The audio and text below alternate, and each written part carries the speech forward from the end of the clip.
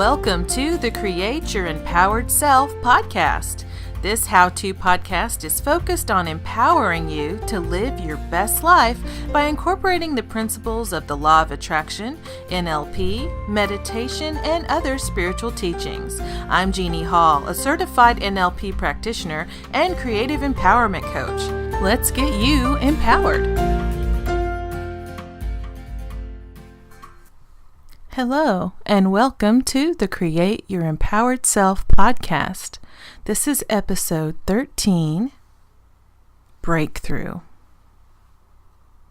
So I recently experienced a wonderful breakthrough in my business. All of my hopes and dreams suddenly seemed not just possible, but very close and doable, and totally within my reach for the first time ever. And with this new breakthrough in mind, I began making new plans and creating new goals for myself. And they didn't even feel far-fetched or like a pipe dream like they used to. They felt real. So I decided this podcast would be all about helping you to make that breakthrough you've been looking for.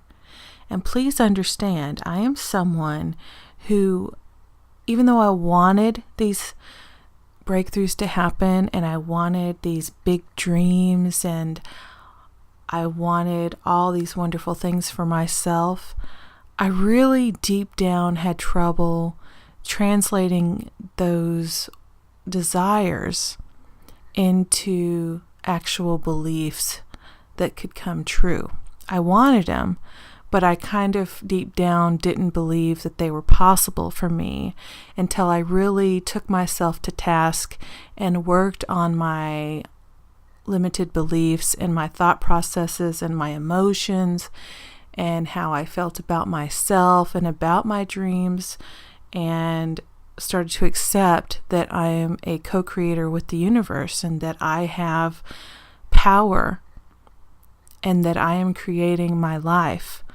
And as soon as I began to accept that and realize that I was worth loving and worth succeeding and worth everything that I want, basically, and realizing that just like everyone else, I get to create my future. I am creating my future, and it was up to me on whether or not that future was going to be a positive, happy, dreams coming true type of future, or if it was going to be full of a lot of the shitty crappy I've talked about before. And once I realized that that was within my own power, and it was my responsibility to take control of that, then everything changed for me. And so that's what I would like to help you do. I would like to help you make your own breakthrough. And so I've kind of come up with a 3-step process on how to do this. And step 1 to having your own breakthrough is releasing negativity. So those of you who have listened to me at all know that negativity is kind of an energy that blocks what you want from reaching you. So all the good things in your life, you deserve all of them, and they are all trying to come to you.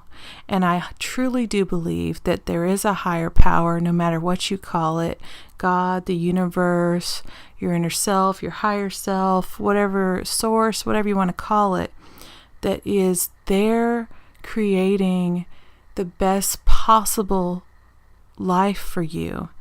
But unless you co-create with it in a positive way, those great things that you want in your life, you are actually blocking from yourself. And I know you don't want to do that. So what I'm giving you now is some information and some tools and techniques that will hopefully help you kind of break down those barriers that you're having.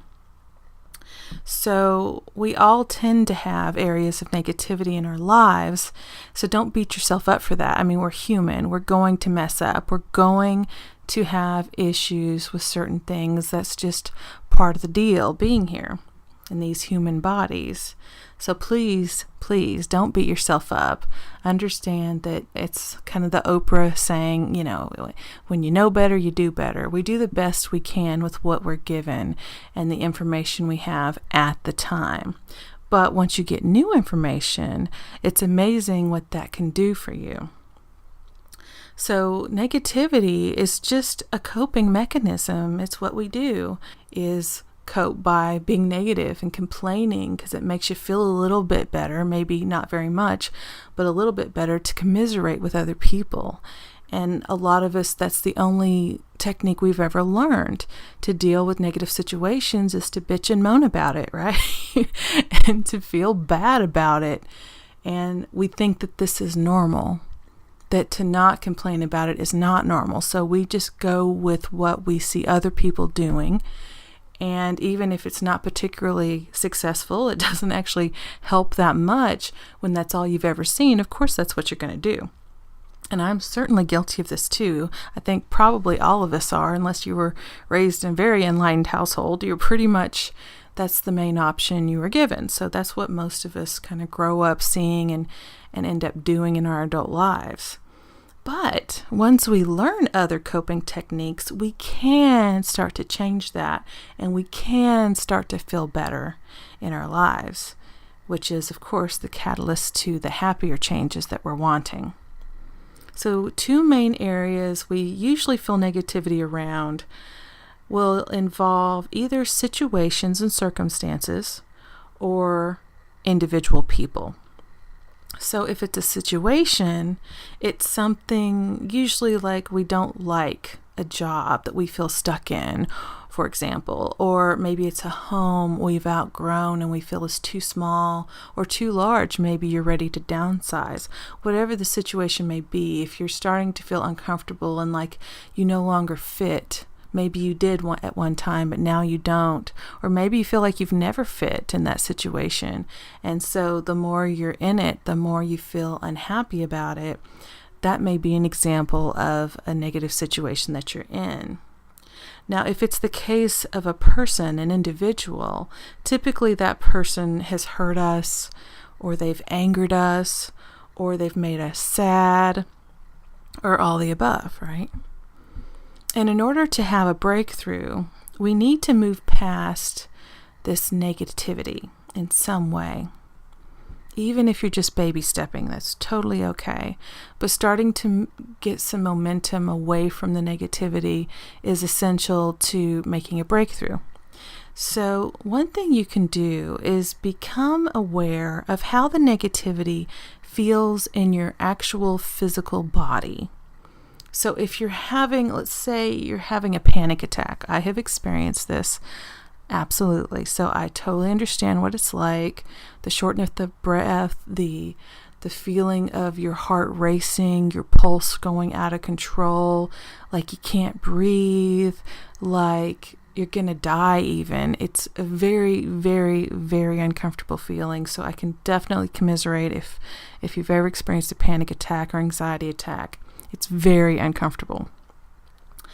But if you can then step back from that a little bit and pull yourself away from what is happening long enough to feel it in your body and remove the emotion just a little bit and place your hand on whatever part of your body is being affected. So let's say you feel like your throat is closing. A panic attack can feel like that. Like maybe your throat is closing, like you're not getting enough oxygen or whatever. If you can settle down for just a second, put your hand on that part of your body. So if it's your throat closing, or maybe your stomach's in knots, or whatever part of your body is being affected, if you can then place your hand on that part of your body and say what it is out loud. So let's say you're having a panic attack. So what you will do is you will say, I feel like my throat is closing. Or if you have a knot in your stomach, you'd put your hand on your stomach and you would say, I feel like I have a knot in my stomach. this kind of helps you to detach a little bit from the emotion that's causing this. And it kind of allows you to become the observer in the situation. And if you can, try and become curious. So you're detaching emotionally and you're just becoming a little bit curious about the situation. And when possible, it's best if you can take some deep breaths and see if you can relax enough to help that tightness dissipate. So whether it's a knot in your stomach or whether it's your breath coming too fast, if you can kind of detach and make yourself become a little bit curious about it rather than so emotionally involved, and just say to, if you can't speak, then say it to yourself in your head. I feel like my throat is closing, but I know it isn't. Or I feel this knot in my stomach, but I'm still okay. If you can say this kind of thing to yourself, it should help you to relax, and for that feeling of tightness, the knot, or the throat closing sensation that you're experiencing, it will help it to dissipate. So maybe you actually say that. Maybe you've got a knot in your stomach and you just say out loud, I feel this knot in my stomach and I would like to release it now. And then breathe, right? Or I feel like my throat is closing. I would like for this feeling to go away. I release this feeling now. Right? Even if you just are thinking this inside your head, that'll work too. But giving words to the situation, articulating it, will help you to clarify your intentions, and it holds some power that you need to let go of your negativity. Because especially those of you guys out there who are writers or authors and you work with words on a daily basis, or maybe you're a blogger, or maybe you're a podcaster, but you know the power of words. You know that if you speak words and you think words in a very clear way, that they have their own power. So if you can articulate what you want, what your intention is. My intention is to relax. My intention is to release this negativity so I can feel better. It is very powerful. And it may take some practice, and it may take a lot of repetition, and it may take some time, but doing this practice can really help to release the negativity that you're experiencing. So be patient with yourself. Understand this is a process. And I will also be giving, my next podcast will be a guided meditation to further assist you in this process of release. And the same is true when the negativity surrounds a person in your life. So maybe it's a situation, but maybe it's a person that you're dealing with that is causing you a lot of problems. Maybe it's a death in the family, so you're feeling a lot of sorrow and mourning, but you're maybe also angry at this person for leaving you, even if they couldn't help it, right? There's a lot of kind of irrational feelings that happen around things like that, and it also happens in lots of other situations. Somebody may have hurt you, somebody may have betrayed you, somebody may have broken a faith, somebody may have just said something nasty and really hurt your feelings. Maybe it's a broken friendship, a broken relationship. Maybe it's just that there's tension in the relationship and it's fixable. Or maybe it's not. Maybe it's something that happened a long time ago, but it's still causing you pain today. Maybe you're still having patterns erupt in a relationship over and over again. You're dating the same kind of person and having the same kind of problems. That happens sometimes. So when you can release the negativity that you're feeling around a person or people that you're having this problem with, sometimes it'll help to clarify that problem for you so you can see it if it comes up again and put a stop to it. And there really is truth in the saying that the truth will set you free. That's very correct. If you can speak the truth about how you're feeling about someone and what they may have done to you, or maybe it's you want to forgive yourself for something you feel like you did wrong. It can be either way, causing negativity, and that is blocking your good from coming to you. If the person is, so let's say it's a person causing you to feel negativity. So maybe it's anger, could be sorrow, could be resentment, irritation, etc. Whatever it is, letting that negativity go is necessary if you want to experience the kind of breakthrough that will allow you to feel better. And feeling better is an important stepping stone to having your dreams come true. And if you're listening to this podcast, that's probably what you're here to listen to. You want to find out how to make your dreams come true. One way to release the negativity that may be surrounding someone that's in your life, whether it's someone from your past or maybe it's someone in your current present, in your now, basically. One way to help release that negativity is to write them a letter. Now, you never have to mail this letter if you don't want to. You can write it in a journal or however you want to do it. But expressing how you feel in writing can be very cathartic and very healing. So you can mail the letter if you want to. That's totally fine. If you wish, do that. Or you can just ball it up and throw it away. You can burn it in a fire. Please be careful if you're doing that. You can bury it in the ground. Whatever it is, throw it in the water. Whatever it is that makes you feel better and is a release of some of these pent-up negative emotions that you're feeling. Because as long as they're in you, they're going to block what you want to come. They're going to block the positive things because it's too distracting. It's too painful. So you got to get some of that pain or whatever negative emotion it's causing out of you. Again, there's something about expressing your own thoughts, especially in your own handwriting. If you can just write it out, it can be amazingly powerful to see, to look over what you've written, to read it aloud. And it can also be very emotional. So make sure you have a pillow you can punch nearby if it's an angry emotion that's coming out of you. And also make sure you have a box of tissue standing by because it may be very upsetting and may cause you to cry. And that's totally normal. All those reactions are totally normal, and just be kind of prepared for that.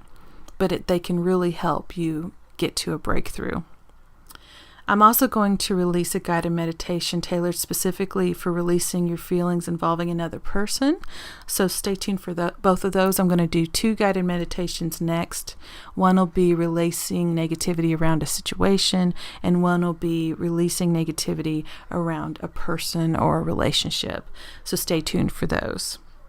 Okay, so step 2 to your breakthrough is to tell your story. Now, step 2 is almost the polar opposite of step 1, but it can be just as crucial. And one of the things I did that really made a positive difference for me was to tell the story of my perfect future as if it had already happened. So in my case, I talked about leaving my day job. I talked about dictating my own schedule. I talked about having the freedom to take time off whenever I wanted or needed to. I talked about not just creating the life I wanted for myself, but helping my clients and empowering them to do the same. And that was part of my dream. I also talked about how good it would feel to go to bed every night knowing I was following my heart. I talked about how freeing and fulfilling it would be to meditate and work and eat and sleep based on when I wanted to, instead of being beholden to a schedule made by somebody else that I had to uphold. So I also talked about having things that I want, like I wanted more time to write. So it would provide that, more time to write, more time to create podcasts for you guys, more time to create online classes, which is in my future plans, so that those will just be there for anyone who wants to take a class. They'll have that and they can take that at their own convenience. So that's another thing I want to do. I talked about how grateful I was to be a coach and how empowering people to create their own lives, to be whatever they want. It's just the best thing ever. And I talked about all these things as if they were in the past tense. I put them in the recent past tense as if they just happened within the last few weeks or months. But I also talked about them as if they'd already happened, as if they were already a foregone conclusion in my life. And in my case, I've done it both where I wrote it out and had it in writing, and I've also done it where I just created a voice memo on my phone.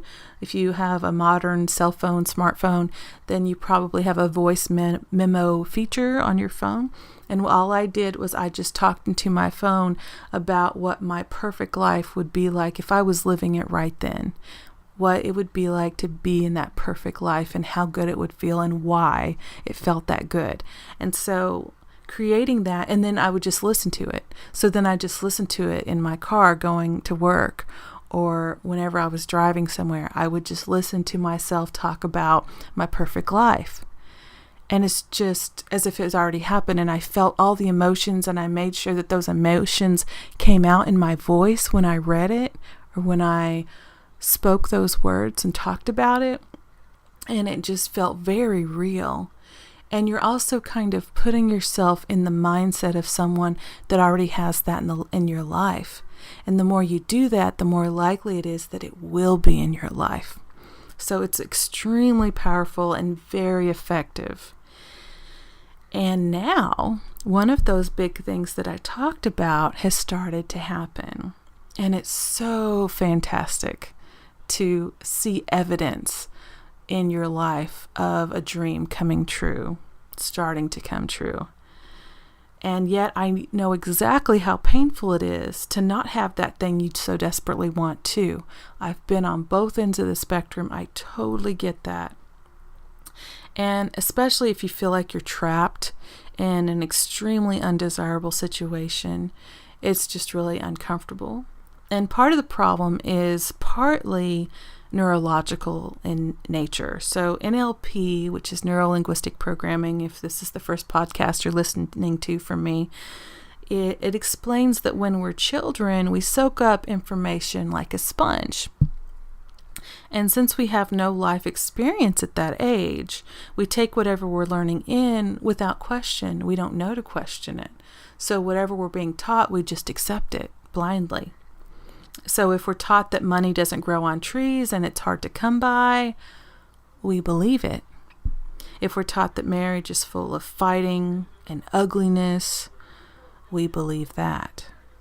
However, if we're taught that money is easy to get, we believe that. If we're taught that marriage is about happiness and love and support, we believe that.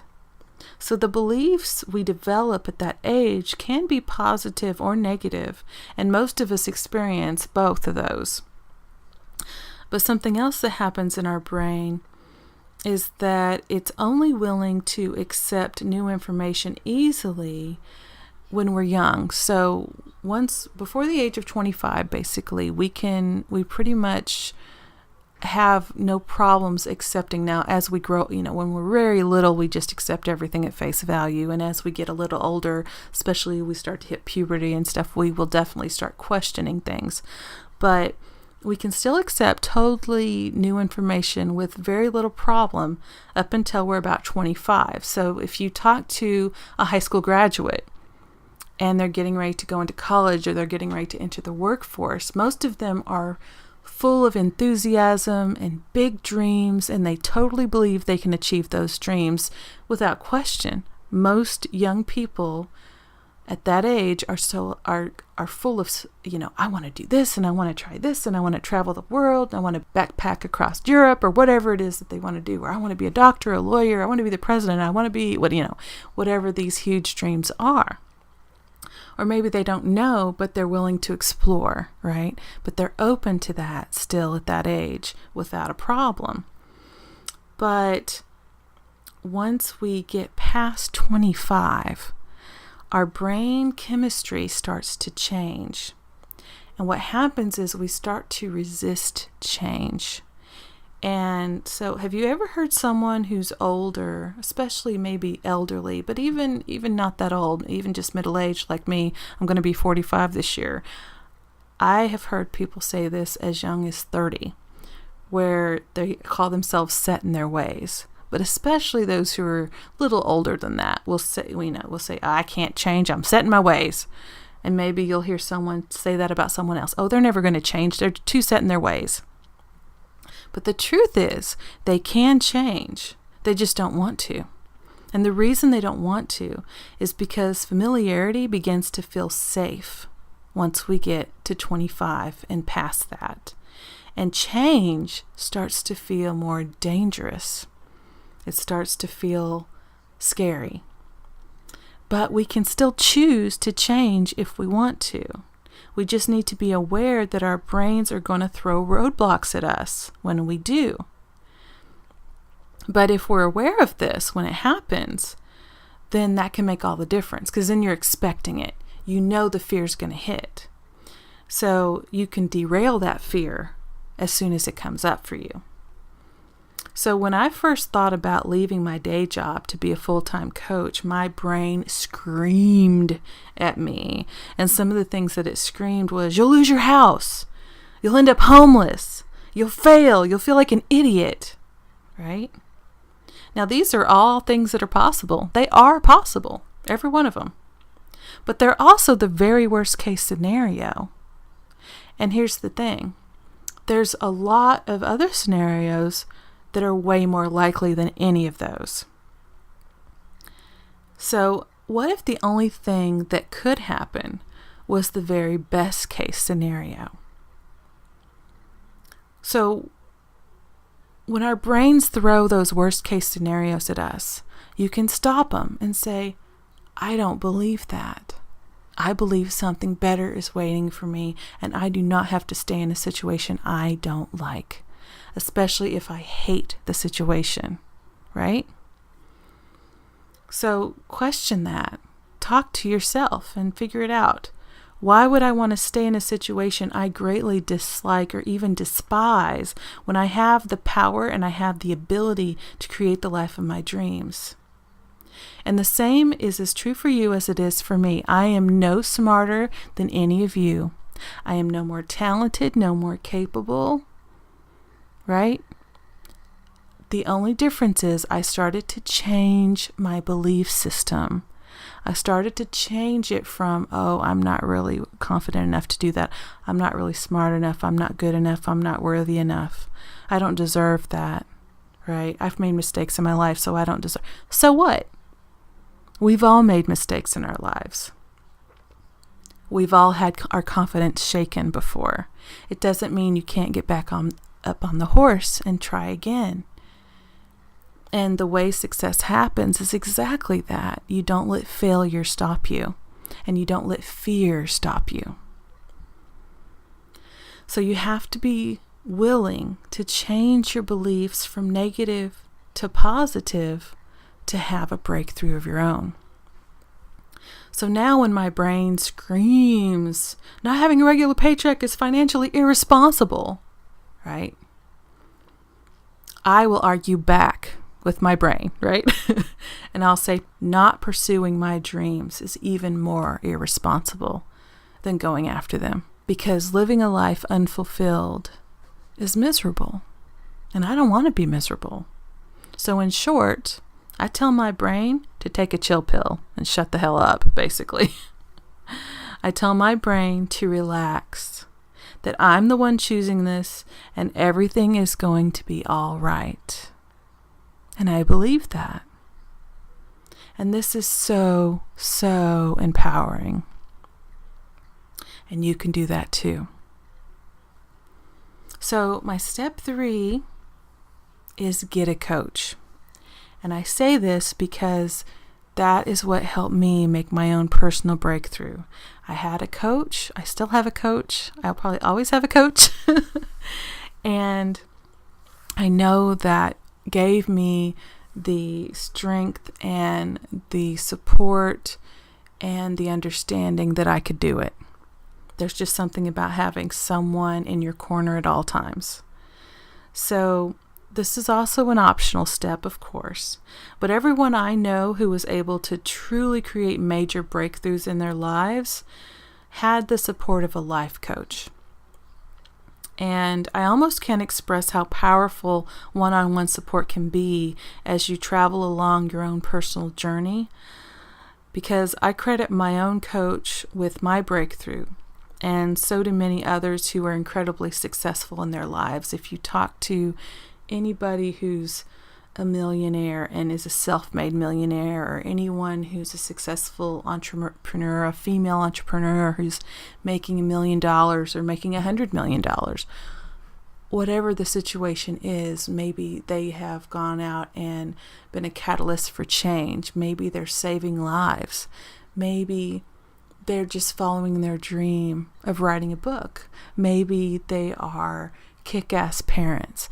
Maybe they are devoted spouses. Whatever the situation is, they chose it and they made it happen.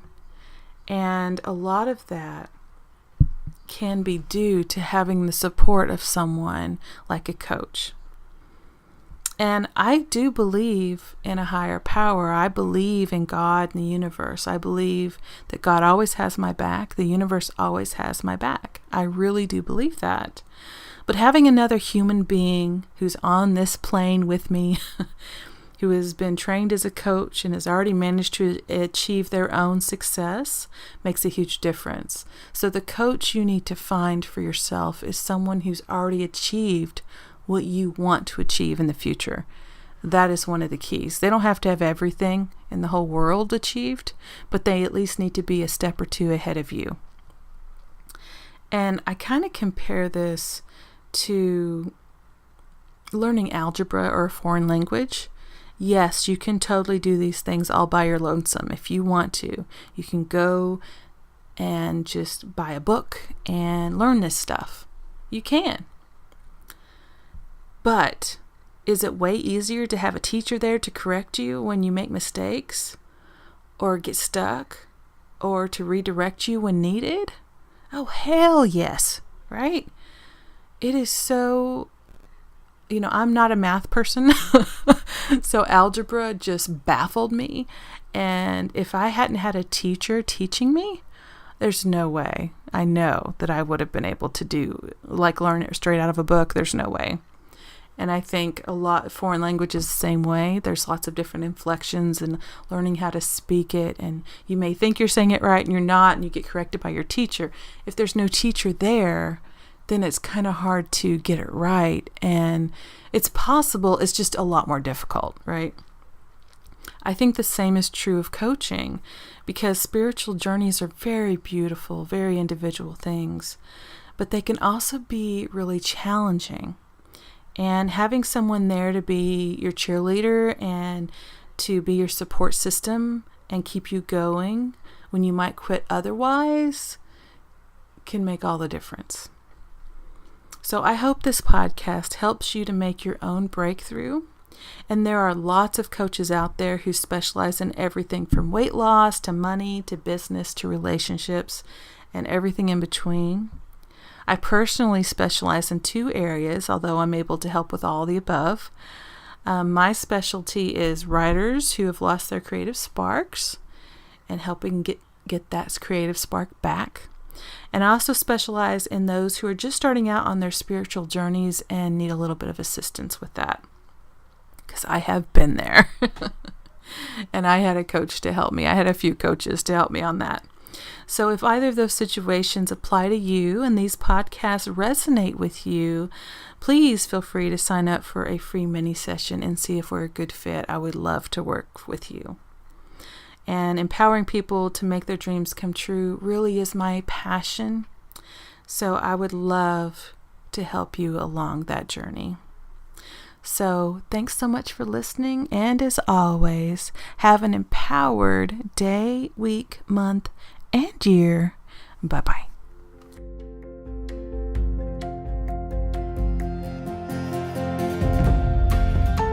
Thanks Thanks so much for listening to the Create Your Empowered Self podcast.